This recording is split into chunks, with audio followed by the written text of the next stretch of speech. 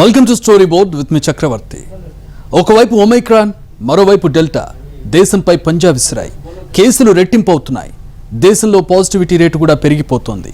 Corona Omicron jet స్పీడ్తో విస్తరిస్తుండటంతో ఆందోళన వ్యక్తమవుతోంది. ఢిల్లీ, ముంబైలో పరిస్థితి దారుణంగా ఉంది. అమెరికాలో రోజువారీ కేసులు లక్షల్లోకి చేరాయి. ఫ్రాన్స్ను కొత్త వేరియంట్ వణికిస్తోంది. దేశంలో థర్డ్ వేవ్ మొదలైంది.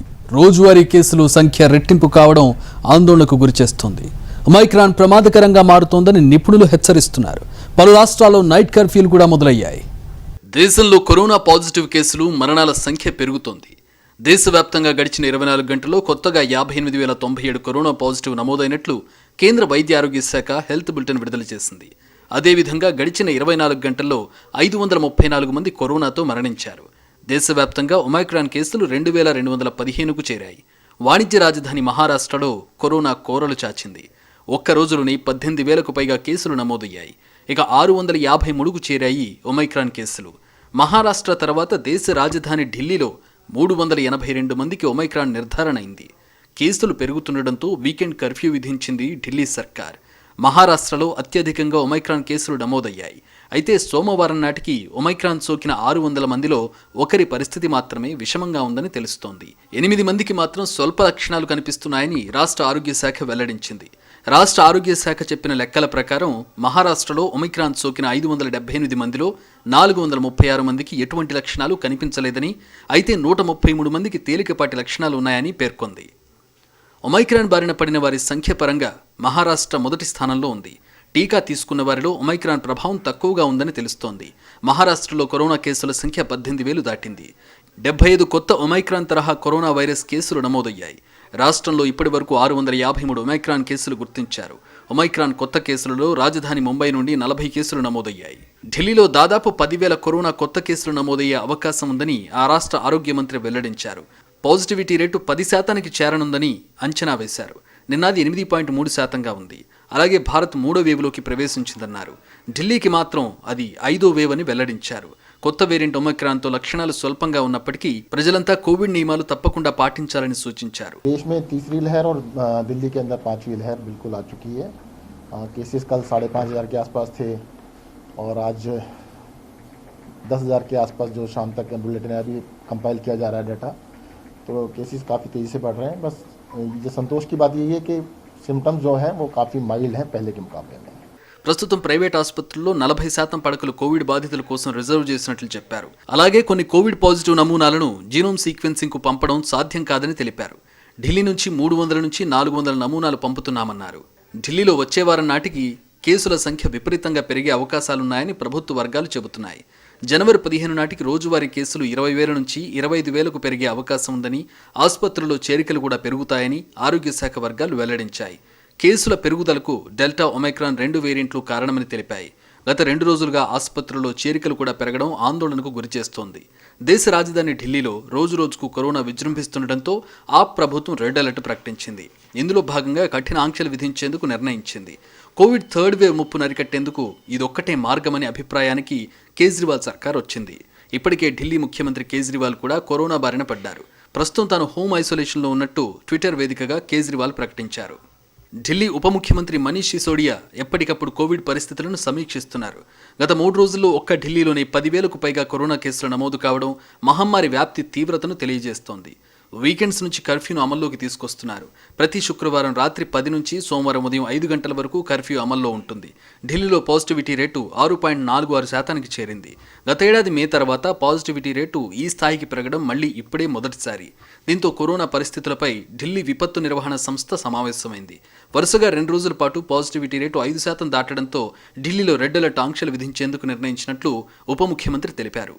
ప్రభుత్వ ఉద్యోగులకు వర్క్ ఫ్రం హోం సౌకర్యం, అలాగే ప్రైవేట్ కార్యాలయాలు 50% సిబ్బందితో కార్యకలాపాలు సాగించాలని ప్రభుత్వం ఆదేశించింది.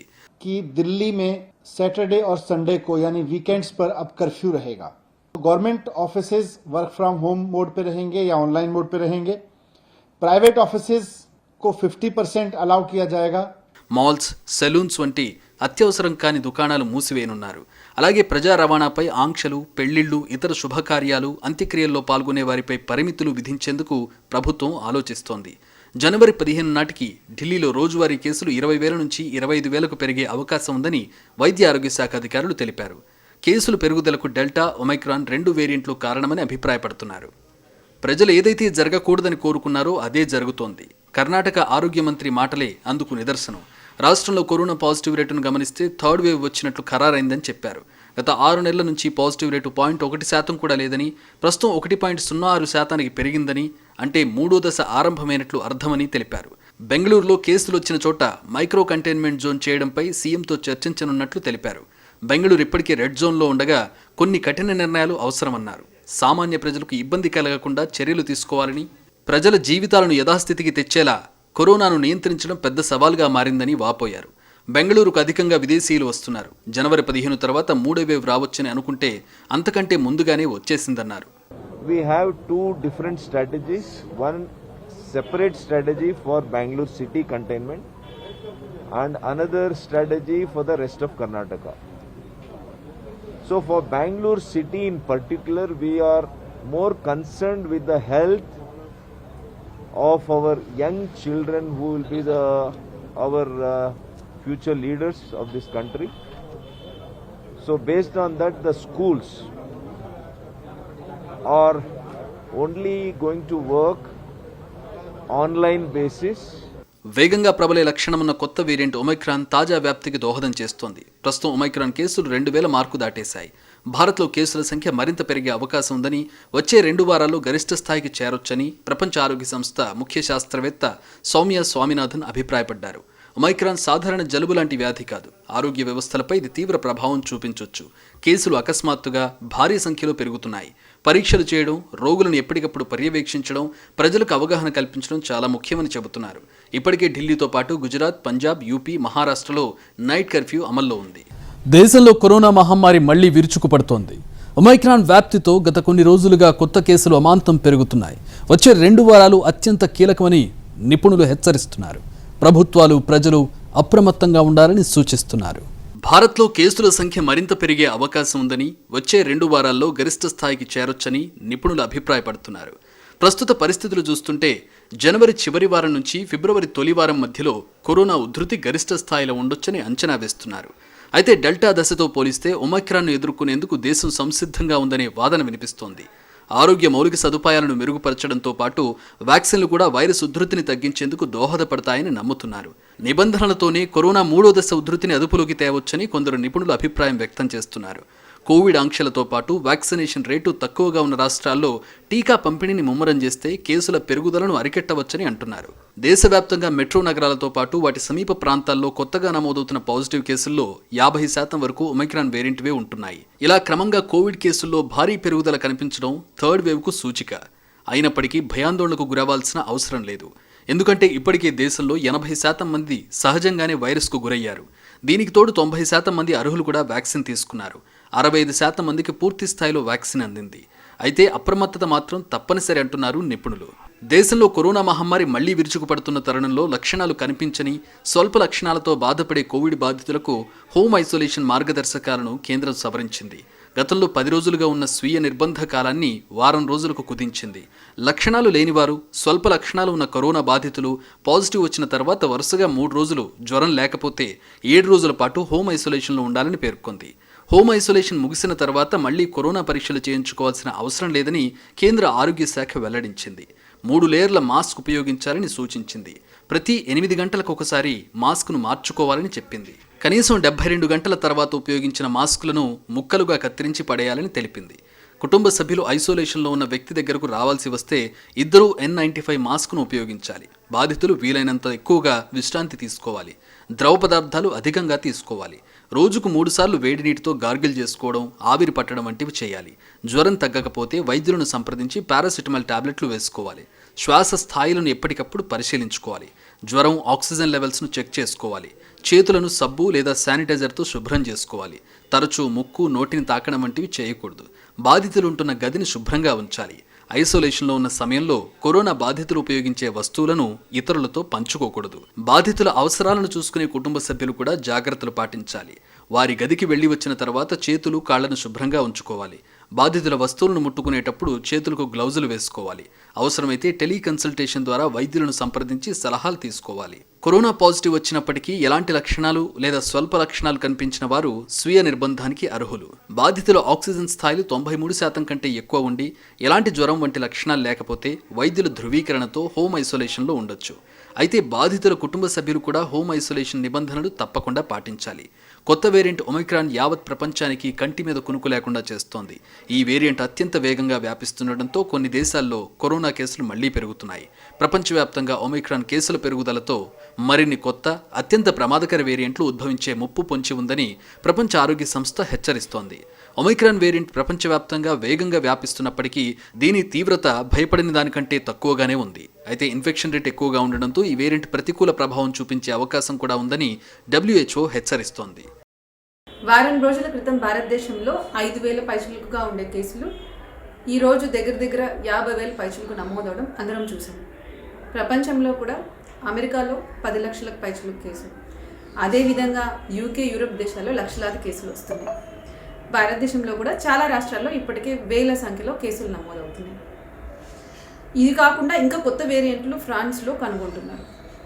మనం ఇంతకు ముందు తెలుసుకున్నట్లు ఈ కోవిడ్ వైరస్ కొన్ని నెలలకే పరివర్తన చెందుతోంది.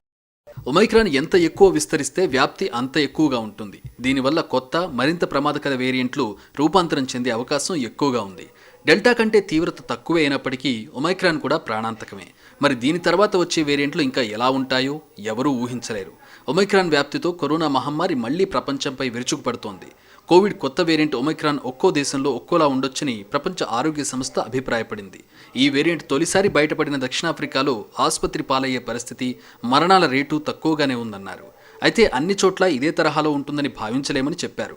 దక్షిణాఫ్రికాలో ఒమైక్రాన్ బారిన పడిన వారిలో ఆసుపత్రుల పాలు కావడం చాలా తక్కువని, మరణాలు చాలా తక్కువని తెలిపారు. అయితే ఇతర దేశాల్లోనూ ఇలాగే ఉంటుందని భావించలేమన్నారు. గతంలో ఎన్నడూ లేనంతగా ఒమైక్రాన్లో సాంక్రమిక శక్తి కనిపిస్తోందని చెప్పారు. ఫ్రాన్స్లో కరోనా కొత్త వేరియంట్ పుట్టుకొచ్చింది. ఒమైక్రాన్లో 37 ఉత్పరివర్తనాలు జరగగా ఇందులో 46 మ్యుటేషన్లను గుర్తించారు. ఫ్రాన్స్లోని IHU మెడిటేరియన్ ఇన్ఫెక్షన్ ఇన్స్టిట్యూట్ శాస్త్రవేత్తలు గుర్తించినందున ఈ సంస్థ పేరిట కొత్త వేరియంట్ను ఇహు అని పిలుస్తున్నారు. సాంకేతిక పరిభాషలో B1.640.2 వేరియంట్గా వర్గీకరించారు. దీనితో ముడిపడిన తొలి 12 కేసులు ఫ్రాన్స్లోని మార్సియల్స్ నగర శివార్లో బయటపడ్డాయి. బాధితులంతా ఇటీవల ఆఫ్రికా దేశం కామెరూన్ నుంచి వచ్చిన వారేనని తేలింది. ఇహుకు సంబంధించిన పలు వివరాలతో కూడిన ఓ పరిశోధనా పత్రం మెడ్ ఆర్కైవ్ జర్నల్లో డిసెంబర్ 29న ప్రచురితమైంది. ఒమైక్రాన్ కంటే 20 రోజుల ముందే ఇహు వేరియంట్ను ఒక స్ట్రెయిన్గా గుర్తించి global initiative on sharing all influenza data వెబ్సైట్లో నమోదు చేశారు. కానీ ఇప్పటి వరకు ఇహు కేసులు 12 మాత్రమే రావడం బట్టి దాని వ్యాప్తి అంతంత మాత్రమేనని నిపుణులు అభిప్రాయపడుతున్నారు. అభివృద్ధిలో, అవకాశాల్లో, మెరుగైన ప్రజా జీవనంలో మిగతా ప్రపంచం అంతా ఒక ఎత్తు, అమెరికా ఒక ఎత్తు అంటుంటారు. అలాంటి అగ్రరాజ్యం ఇప్పుడు కోవిడ్ ఒమైక్రాన్ వేరియంట్ కోరల్లో చిక్కుకొని ఉక్కిరిబిక్కిరవుతోంది. కొత్త ఏడాది ప్రారంభంలో వైరస్ మంచు తుఫానులా విరుచుకుపడుతుందని నిపుణులు అంచనా వేస్తే అంతకు మించి సునామీలా చుట్టేస్తోంది. అమెరికాలో ఒక్కరోజే 10.40 లక్షల మంది వైరస్ బారిన పడ్డారు. ఇప్పటి వరకు ఏ దేశంలోనూ ఇంత అతి భారీ సంఖ్యలో కేసులు రాలేదు. భయంకర డెల్టా వేరియంట్ ఉధృతి కొనసాగుతున్న సమయంలో గత ఏడాది మే 7న అమెరికా మినహా అన్ని దేశాల్లో నమోదైన పాజిటివ్లు 4.14 లక్షలు. ప్రస్తుతం అగ్రరాజ్యంలో వచ్చిన కేసులు అంతకు 2.5 రెట్లు. దీన్ని బట్టే అక్కడ ఒమైక్రాన్ వ్యాప్తి ఏ స్థాయిలో సాగుతోందో తెలుస్తోంది. వారు వీరని తేడా లేకుండా అన్ని రంగాల సిబ్బంది వైరస్కు గురవుతుండడంతో ప్రజాజీవనం తీవ్రంగా ప్రభావితమవుతోంది. ఆసుపత్రులు రోగులతో కిటకిటలాడుతున్నాయి. అత్యవసర పరిస్థితి ఆదేశాలు జారీ అవుతున్నాయి. విద్యా సంస్థలు మళ్లీ ఆన్లైన్ తరగతులకు మళ్లుతున్నాయి. వేలాది విమానాలు రద్దవుతున్నాయి. ఆఖరికి కొన్ని ప్రాంతాల్లో పారిశుద్ధ్య కార్మికులు దొరకడం లేదు. పెద్ద చిన్న తేడా లేకుండా అన్ని రంగాలు సిబ్బంది కొరత ఎదుర్కొంటున్నాయి. అమెరికాలో జనవరిలో కోవిడ్ మంచు తుఫానులా విరుచుకుపడుతుందని నిపుణులు హెచ్చరికలు చేశారు. దీనికి సూచనగా గత శుక్రవారం 5.90 లక్షల మందికి వైరస్ నిర్ధారణ అయింది.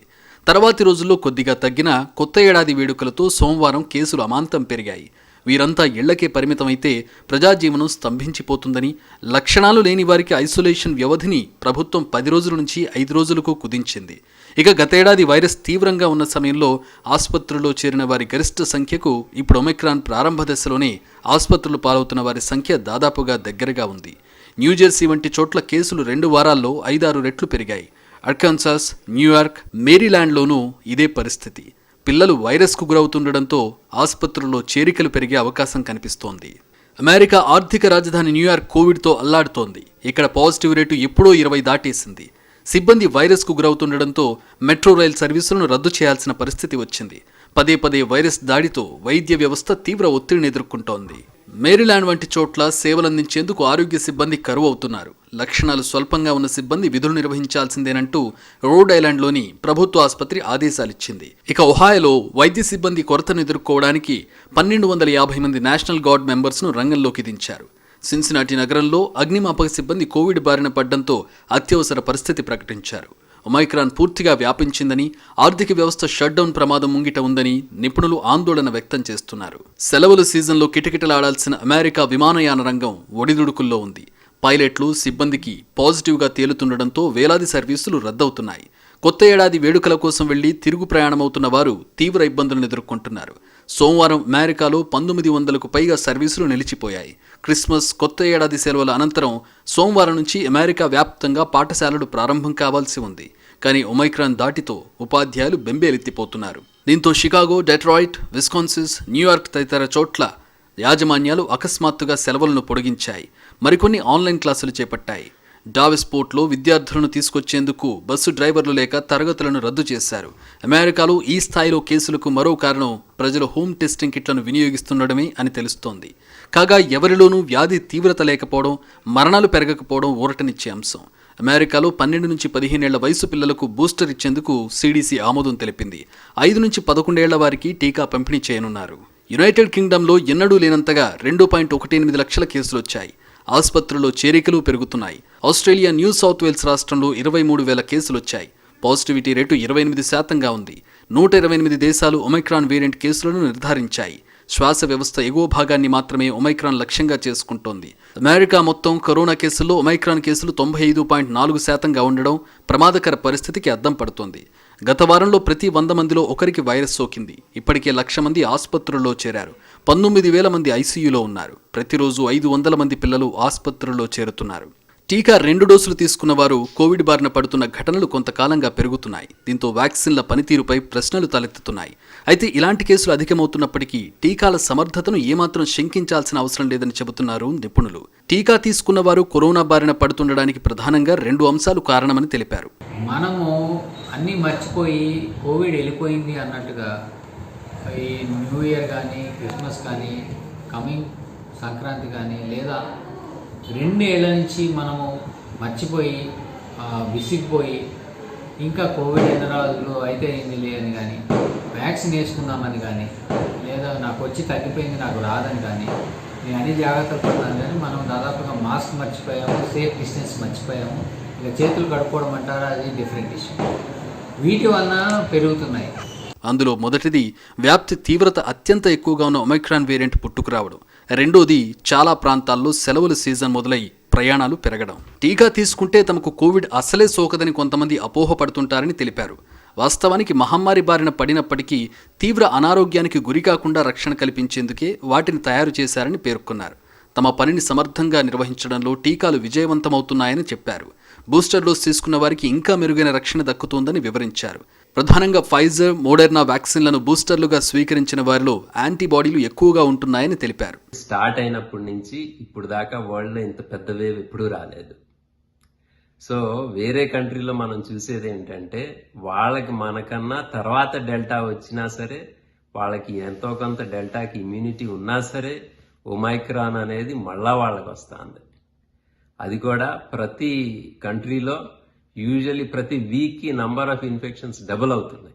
అయితే కోవిడ్ మహమ్మారి ఇప్పుడిప్పుడే ప్రపంచాన్ని వదిలిపోయే పరిస్థితి లేదని నిపుణులందరూ ముక్తకంఠంతో చెబుతున్నారు.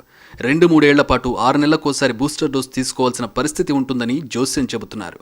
కోవిడ్ ప్రోటోకాల్ను ఏమాత్రం విస్మరించినా వైరస్ ఎప్పుడైనా చెలరేగే అవకాశాలుంటాయని హెచ్చరిస్తున్నారు.